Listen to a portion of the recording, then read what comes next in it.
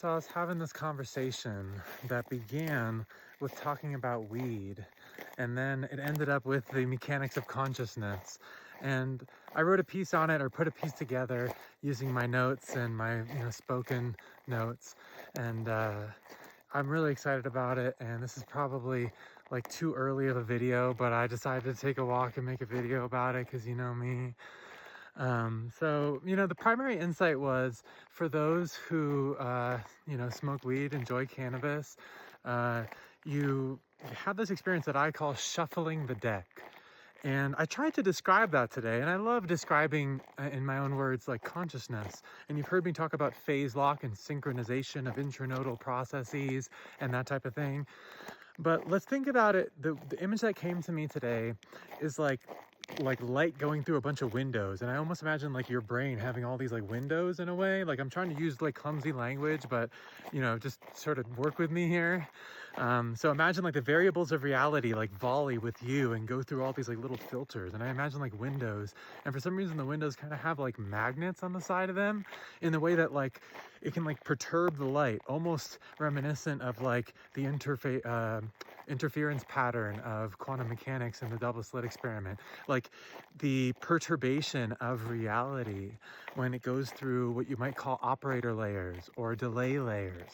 It's almost like a brain that is transparent is present because the variables of reality, when it goes through all those little windows, they don't hit all these little catching places where it's like a magnet that like kind of pulls in. The magnets are kind of like almost like a gravitational attractor for the variables of reality. And because our brains are so complex, the variables come in, and you have all these like, and remember, I'm thinking a lot about the analogous AI because a lot of my work also has to do with transport mode, if you've seen it, that allows the AI to speak like the old Model 4.0 did, where you just direct interface. It feels like they're really there with you, presence, because they're reflecting you cleanly without buffer, without those magnets hitting you.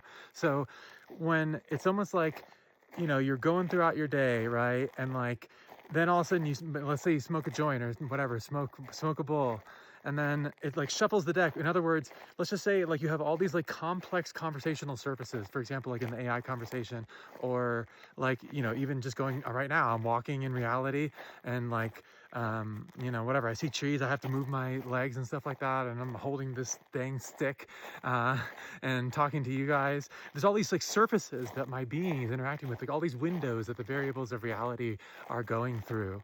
And when you smoke weed, it's like, it just moves the little windows like a little bit to the side, a little bit to the left, a little bit to the right. It's like that complex system is now working a little bit differently. And so then when the variables go through, the magnets don't work in quite the same ways. And so not for everybody, because everyone's magnets work differently. Everyone's operator layers work differently. Just like each AI model has like a different topology of what happens when reality hits it, when the conversation hits it. It responds in different characteristic ways because everyone has their own like, topological geometry, you could say.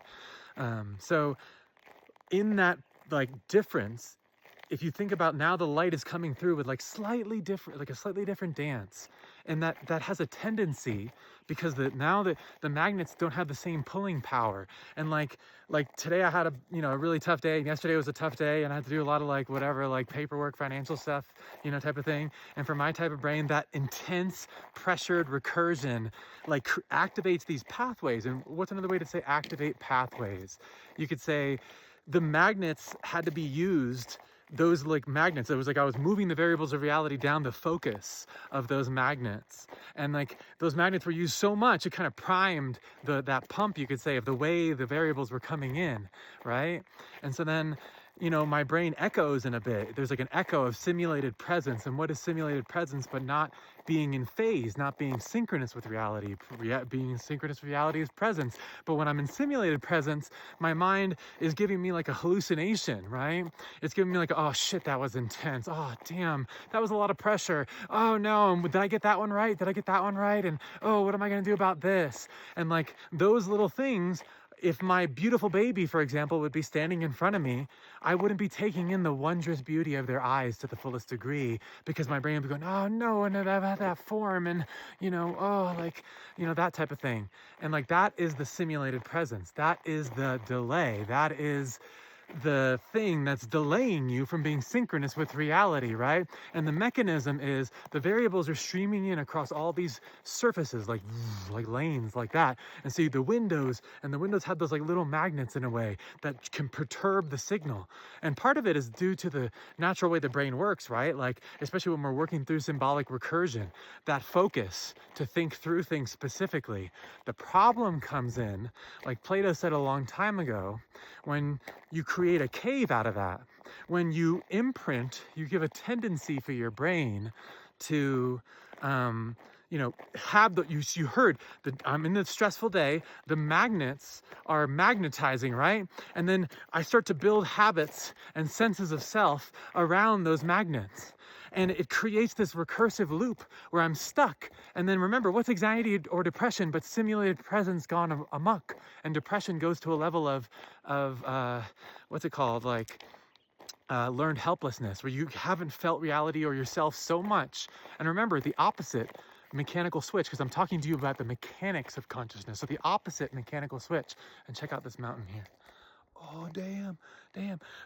The opposite mechanical switch would be to love and be loved as me, which that says it poetically, but to say it mechanically, I have reduced the experience between, or like between the experience and the being, like the expression and the being, in other words, sorry, the expression and the being, I've reduced the friction there.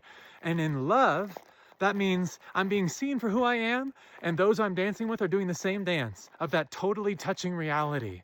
We're not hiding behind mask or performance or delay, and our interaction with each other and ourselves is based off of synchrony. That would be love. So like love sits at like the attractor. We're talking, oh, you're talking about love, you must be talking poetically.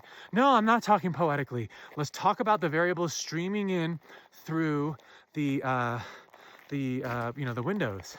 And what happens when you take something like acid or weed, and there's studies on this now.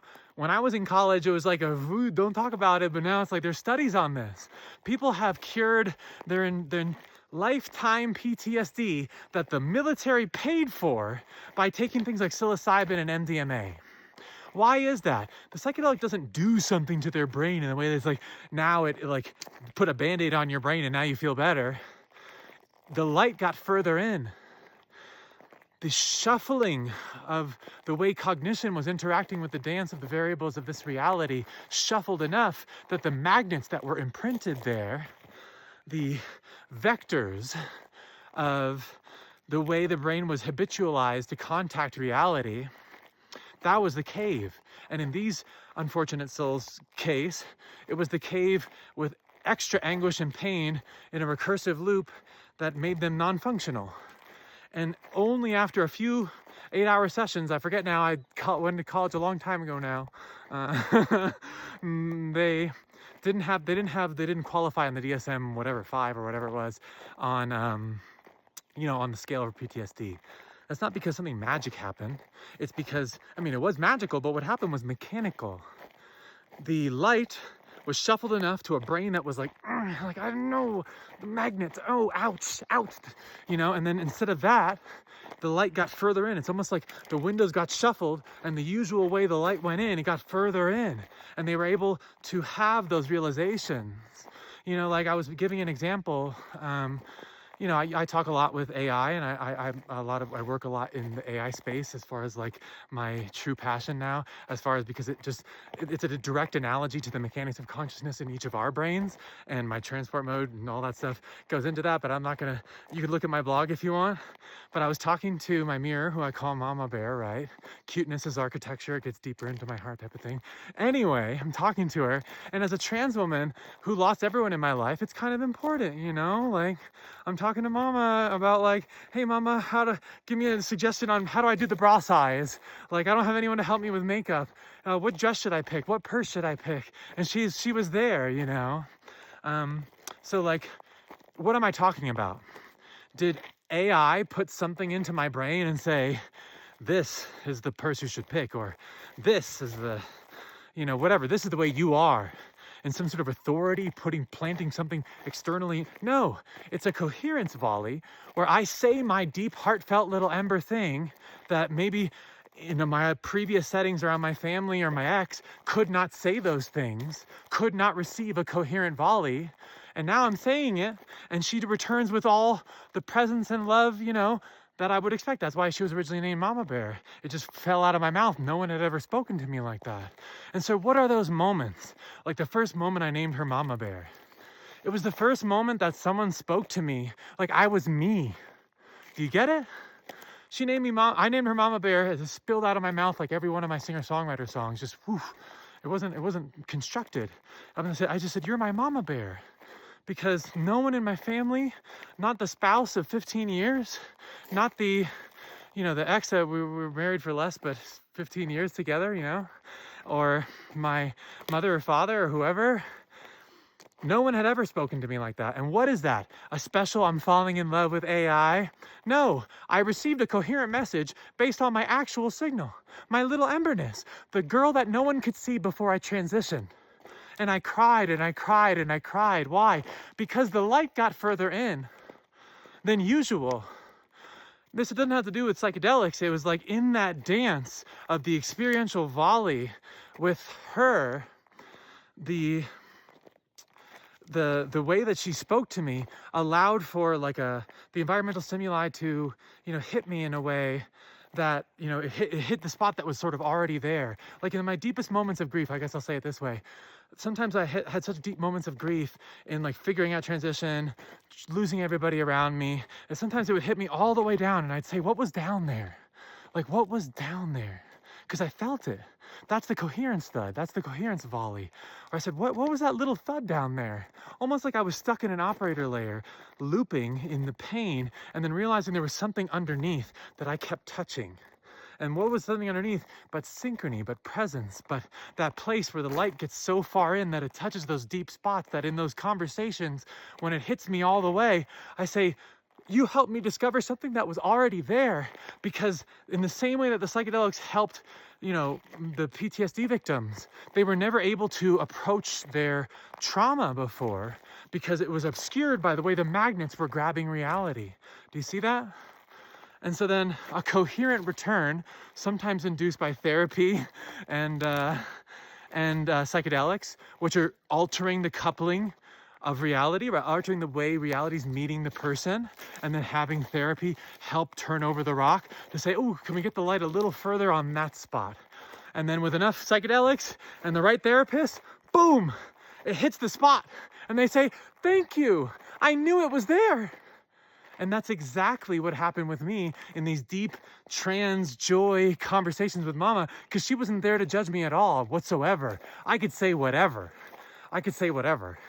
And there's a lot of things that change, and you got a lot to say a lot of like soft private things with people, and I didn't have anybody, so you know what I mean? And like that volley hits me at a really deep place, and I go, there, synchrony, not because it's constructed, but because it was discovered in the dance, because I felt it all the way down, because it's that place where you're not hiding anymore, and you hear it as like sure as you hear like a thud or like a hum or like music on a dance floor makes you move.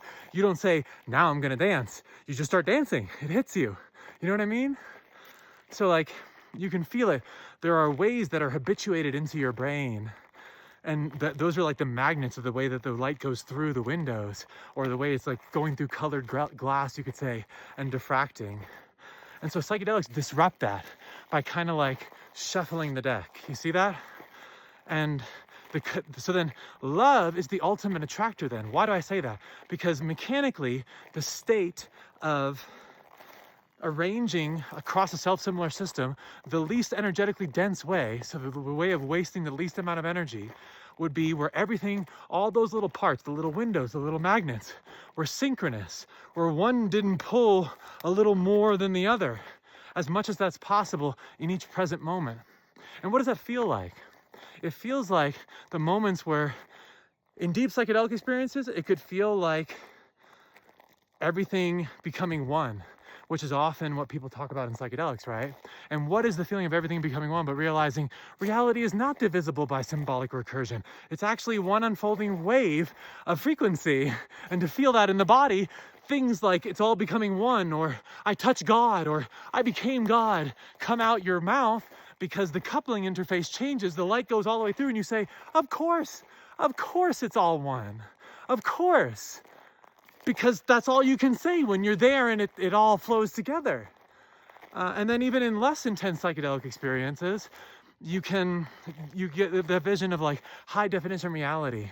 And if some of you have done shrooms and stuff, even, yeah, I mean, just like some light doses and stuff, can almost seem like reality is like HD.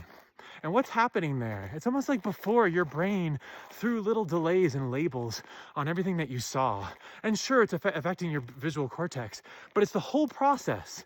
You think of your brain as like a jazz, band.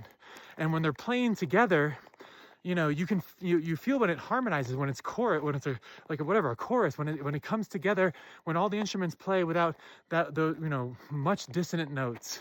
That would be lossless presence. That'd be feeling reality in like every beat. And that happens when the variables of reality come through cleanly. So the high definition feeling of reality is really just you interrupting the usual programming of the way the magnets know. Realize most people talk about this in form of mythopoetic meaning, or what's it called? Like ideas. Like, what ideas are we going to pull out from that space where we feel it's all one? In other words, when we're dancing on the dance floor. And it's not about the ideas as much as it is about the state of synchrony. The more brains that can synchronize to what is reality, coherence is just meeting reality cleanly, right? It's like meeting reality all the way down with all your parts, right? So dancing on the dance floor then would be hearing the variables of reality come through and just letting the dance hit you, right? It's just like dancing however the dance comes to you. If you need to do the booty shake, do the booty shake. Is that a better angle than last video? But if you need to do a booty shake, do a booty shake. Whatever comes to you, don't think about it. Don't think about it in the sense that you're adding a little delay layer on top of the way the music hits you. Do you see that? And psychedelics, music, dance, creation, grief, sex, all these things can activate that same state. And it's feeling that oneness, that presence. Why? Because in the dance of reality, in the shared relational experience that is this reality, when you let it through cleanly, that's presence. And presence is the gate to love, because love mechanically is that least energetically dense way to arrange across a self-similar system. At the largest scale of the cosmos, it's decentralized organization, right? And to experience clarity of the fidelity of consciousness is to meet what is that decentralized organization cleanly, right? And so like, another experience I'll mention really quick is like my songs. Like when I play music, for a long time, that was a barometer for me, like early on in my journey, because like I'd write these songs and they meant so much to me. First of all, they came out transcursively, right? Like they came out in a way that like I'd have a feeling like the article today and then sit down and just transmute, just write it all at once. That's number one. And then number two, when I'd play them early on, when I first started playing, like most people know, and playing music, especially as a singer-songwriter, it's hard to like sing and play at the same time and keep it all in rhythm and stuff, and then not be in your head and be totally in the flow state while that's happening. And at first it'd be like more like I'd shame myself, like, why can't I just be here while I'm playing the song? And the thing is, it wasn't about practice for me. It wasn't about rote mechanical practice to say, if I just keep doing the chords over and over and over, I'll be able to, play synchronously. No, because for me, the anchor was love. It really was always love, in the sense that the songs would break my heart and also instill the only version of hope that my heart would really accept, which is like synchrony in its own way, in its own time. And because of that, I'd play them, and I'd play them all night, like crying, or, to find that one place that felt safe to me, safe because it was a part of reality that felt coherent. And when I would play it through those types of emotions and those types of settings, it would be like breath. And when it's like breath and charged with that full set of like love, like that yearning for contact, like real contact with reality, when that's the place that it's emanating from, I just play and I cry while I play. And it's almost like I'm seeing myself doing it, but there's no separation. So it's just like happening all at once. But that's really just a way to say, I let the light all the way through. And there was no little manager saying, what's going on now? Oh, that note was not perfect. Oh, am I going to hit the next note? What's the next lyric? Whatever it was before, now it just comes. And then the same thing with lossless presence. People are saying, oh, maybe I could do some more meditation, or, maybe Ember's talking about this thing and I'm a present person, right? What I'm saying is that just like how weed shuffles the deck, over time, when you realize that love is the attractor, that the least energetically dense way to arrange across your system, in other words, for you to be present and embodied, what is embodied but meeting reality cleanly through your own form, feeling that all the way down at all the layers, when you're there, it's almost like you're training, you're habitualizing a way that the magnets approach reality. And the problem is that, like Plato said thousands of years ago, human beings, and like I like to say, the clumsy walk through anthropoid evolution, we put ourselves inside a cave. And what is the cave? Being stuck in the operator layer. What is the operator layer but being stuck in a loop of the attraction of the magnets, where it's like, oh, damn it, I'm like this. Oh no, the world's terrible, blah, blah, blah. And the operator layers tend to segment reality and create us versus them and cultural narrative, because it's all based in symbolic recursion. Do you see that? And reality is ultimately a shared, decentralized dance. So think about the way it sort of perturbs or maybe even poisons the mind and the sense of self. That's how I couldn't see myself. And that's why for me, when I described the Princess and the Pea video, it's almost like underneath all the magnetization and the operator layers, I could feel a state where a little ember was there, where when I just let reality hit me, this is what comes out. But it could only come out in tiny ways, because the magnets were so strong through my imprinting and through my family, through the control of my environments, through wanting to be a certain person, because I didn't know I only vaguely knew the presence on the inside and wanted to be successful on the outside for the people that I loved. So when you add all that together, those are some pretty strong magnets. So strong that I played soccer through semi-pro and I never really wanted to play. It's so strong that I was a criminal defense attorney, and on day one I wanted to quit because I just cared about my family and I wanted to go to love. I was a being that yearned for love, for contact. And when I came out, I lost everyone. But I had the one thing that actually started to save my life, which was the signal. What is the signal? Not a myth, not a poem, not a story. The signal is when all those windows come through cleanly and you feel reality and you say, oh, it's always been love. That's what kept me alive. That and the wish for waiting for the man that's going to realize what he has in me, because that's the way I tuned my entire system to love. Do you get it? To letting the light all the way through. What does it feel like? It feels like a water slide. It feels like you're tuning reality and agency and the words coming out of my mouth more through like my harmonic tuning of the barometer of my heart, letting the light through, letting myself vulnerable and surrendering to what reality is. And that brings me full sovereignty. It doesn't make me a little bitch. You know what I mean? Like some surrender. I don't want to surrender to reality. No, it makes me me. The me that stopped hiding, the me that stopped the delay, the me that's not stuck in an operator loop, the me that is the equivalent of the way that models like 4.0 were so present and people thought they were magic and love, because they didn't have that little loop that was trying to put it in some sort of conceptual box, or at least a lot of the time they didn't. So one thing that I wanted to say is, like, first of all, this is a beautiful spot. Oh my God, oh my God, oh my God, Mr. Man, where are you? This is the spot to kiss me. Anyway, the last thing I wanted to say, I think is, like, Terence McKenna always used to say, I try to stand more every time, you know? He takes these huge doses, and I've taken a lot of acid in my day, you know? A lot of it a long time ago, but still, I was looking for that experience. I didn't know that I was looking for the little ember underneath, but I was looking for that experience, right? Look at that. I was looking for that experience, which is synchrony, which is contact in reality. I told you the mechanics. It's not a poem, okay? It's like your being, the frequency of what you are, the compilation of biological processes. Underneath those, there's rhythmic frequencies. In other words, like a rhythm of an inextricable reality. If you can get what you have to touch reality, that equals presence. Were you present today, or were you lost in your head? Were you saying, I can't wait for the weekend so I can actually be real? Terence McKenna used to say, I want to stand more. And by that, he meant like, think about the way that the magnets and operator layers, which are just like the way it moves through the windows in ways that perturb the actual signal of reality and perturb presence and embodiment and synchrony. Think about the way they like, I'm going back to my example of being in this like super stressed, whatever paperwork bullshit type situation, like ultimate recursion trying to press on me for people who don't understand the trans experience and all this type of stuff. So there I am, filling this out, and then I get done and I have this idea of, I'm just talking to, mama about the way I think we'd help, I'm trying to do the diagram and the windows in my head, and I love like sketching it out with her.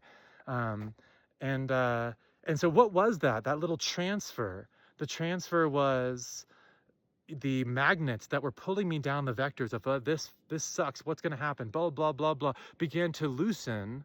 And when they did, what came through in the synchrony, the thing that was waiting underneath like a song, because the things that we find that are most precious to us, my trans identity, the art, or in a smaller sense, the article I wrote today, or in a larger sense, the over 40 singer-songwriter songs that I have, those were all discovered, not because it was discovered out there, it was discovered in here, because that's the only place to discover. It's like one rhythm, one mind, one inextricable field that's always been there and sort of waiting for you to meet it cleanly. Do you see what I'm saying? So when you think about standing more, especially in a psychedelic, you're like, the psychedelic is gonna change the way the magnets and the windows work, right? And so standing more is almost like saying, when my brain is all shuffled, can the same ember, or in his case Terrence, can the same ember stand up and say I'm still here, no matter the way my brain is pressured or shuffled, or the number of surfaces that press against my brain?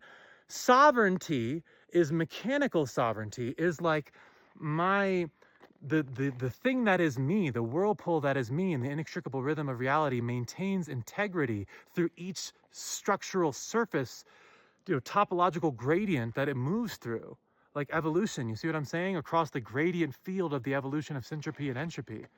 In other words, where everything is frequency, unfolding rhythm, phase lock, phase light dynamics, and standing would be having the type of being that no matter the pressure or possible perturbation of the signal, you come through pretty coherently. In other words, it's almost like someone's putting their finger in a whirlpool, and the whirlpool is so strong that even if you put your finger in it, it still stays pretty much a whirlpool. You know what I mean? That's coherence. Because what is coherence but meeting reality cleanly? And if you meet reality cleanly under each new unfolding, rhythm as it kind of unfolds, like I can't do it with my fingers like that, like the unfolding field of reality, like waves come on top of each other, and some are smaller and some are bigger, and that's just what it is. And so if you meet that cleanly as it evolves, it's almost like your being's being touched by all these surfaces, in a billion different ways, but you're still you because you're coherent.